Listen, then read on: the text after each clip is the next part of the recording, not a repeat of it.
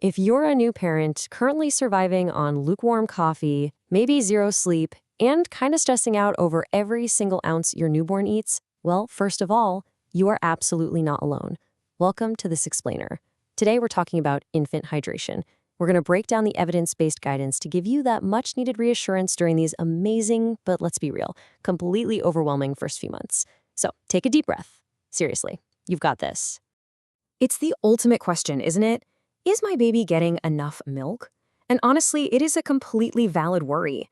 Whether you're breastfeeding and, literally cannot see the ounces going in, or you're bottle feeding a baby who somehow manages to spill half of it down their chin, it's just incredibly anxiety-inducing.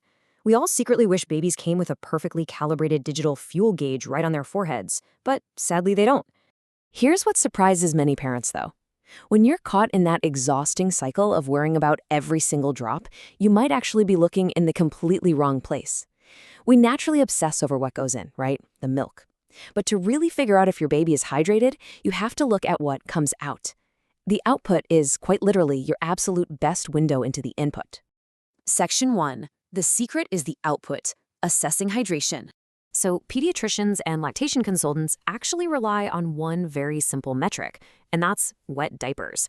Why? Well, because your newborn obviously can't tell you when they're hydrated. They can't just ask for a glass of water, and they definitely can't verbalize whether they're feeling full or thirsty. But their diapers? Oh, they're communicating with you loud and clear.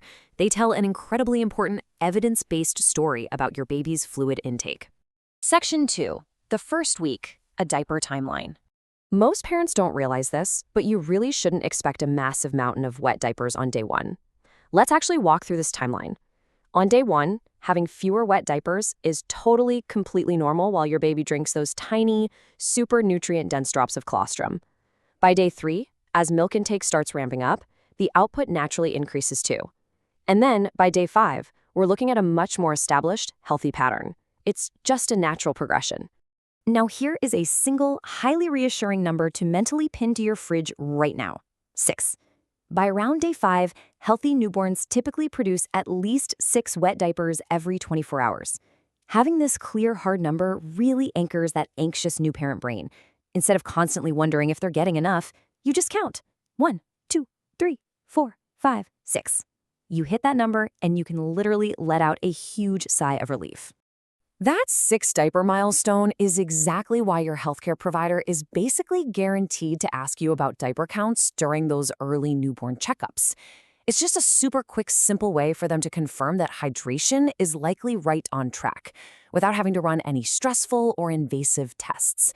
It basically proves the internal plumbing is working, fluids are processing perfectly, and the baby is getting exactly what they need to thrive. Section 3. The bigger picture, complete well-being. Now, while 6 wet diapers is a fantastic benchmark, your pediatrician isn't just a professional diaper counter. They really look at the entire puzzle. Wet diapers are an absolutely crucial piece, yes, for sure. But doctors also track weight gain, physical growth, feeding effectiveness, like how well the baby actually swallows, and their general alertness. No single sign tells the entire story. Instead, they all kind of work together to confirm your baby is healthy and doing great. Section 4. What makes a diaper wet?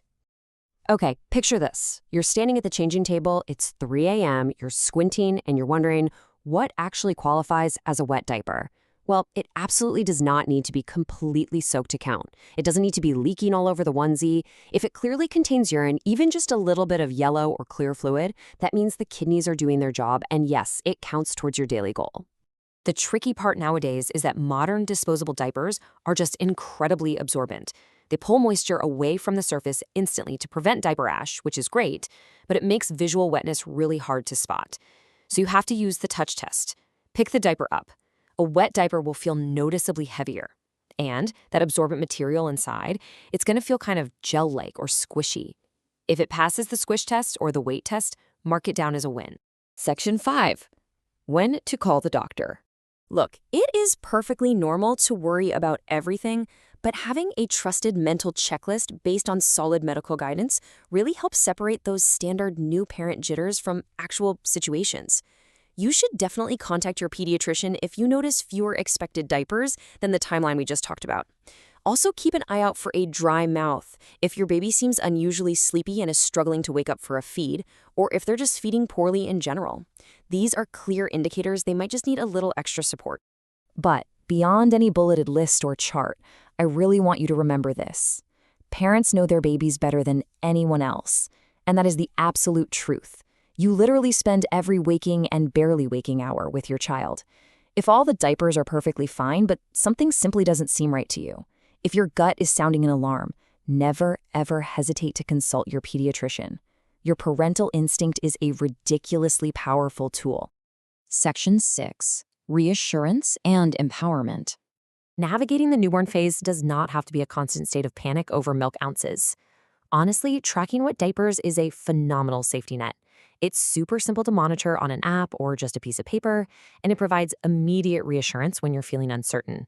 You don't need a medical degree for this, you really just need to know how to count to 6 and feel for that squish. As we wrap up this explainer, I'd actually love to hear from you. How often did you check diapers during your baby's first week? Were you checking practically every hour or just when you happened to remember? Tell us in the comments below. Let's normalize the anxiety of those crazy early days together. Keep trusting those instincts, keep counting those diapers, and we'll see you in the next explainer.